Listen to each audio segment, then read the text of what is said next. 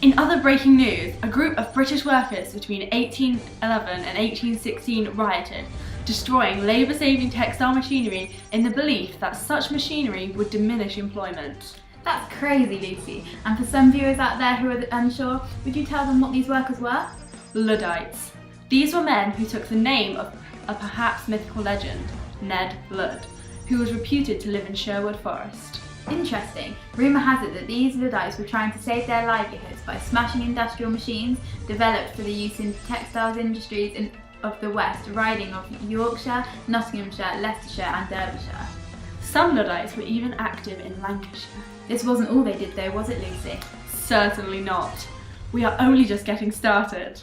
They also began smashing stocking frames and cropping frames, among others. There does not seem to have been any political motivation behind the Luddite riots. Equally, there was no national organisation.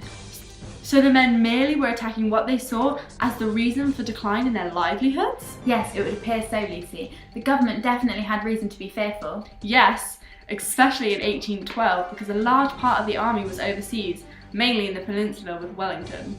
Not to mention, the country was fighting not only for the French but also the Americans. And don't forget, England was experiencing the worst trade depression since the 1760s, and people were suffering great hardship. So to say the least, I'm disappointed. The authorities were incapable of stopping the attack, so the government felt obliged to put in place some special legislation. I second that feeling of disappointment. Machine breaking had become a capital offence in 1721. At the Nottingham Assizes in 1812, 7 Luddites were sentenced to transportation for life. 2 others were acquitted. How terrible! Surely there can't be any more crazy antics. Hate to tell you, but in fact there is, Lucy. In 1812, the Luddites attacked William Cartwright's mill at Rawfords near Huddersfield.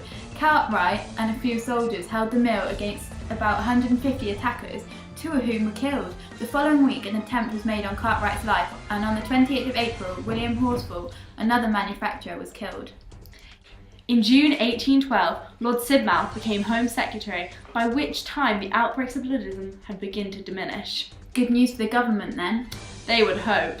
In July, Parliament set up secret committees for the examination of evidence for the disturbed areas. The secret committees in Parliament approved a bill to present the public peace of the disturbed districts and to give additional powers to the magistrates. This bill was only around until 1813 though. January 1813, 3 men charged at York for the murder of Horsfall were found guilty and hung. 14 others involved in the attack on Cartwright's mill or related activities were hung a week later. Apparently Sidmouth and Lord Ellenborough expected the executions to have the happiest effects in various parts of the kingdom. Interesting. Direct action in the shape of strikes or machine breaking continued despite the special legislation and severe measures. A bill was introduced to Parliament to regulate the stocking knitting trade and especially to prohibit the cheap, nasty cut-ups that were being sold.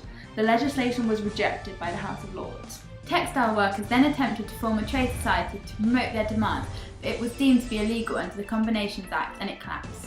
In 1816 there was a revival of violence and machine breaking, following a bad harvest and a downturn in trade. On 28th of June, the Luddites attacked Heathcote and Bowden's mill in Loughborough, smashing 53 frames at a cost of £6,000. Troops were used to end the riots, and for their crimes, 6 men were executed and another 3 transported.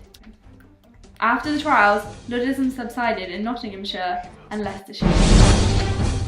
Thank you and good night.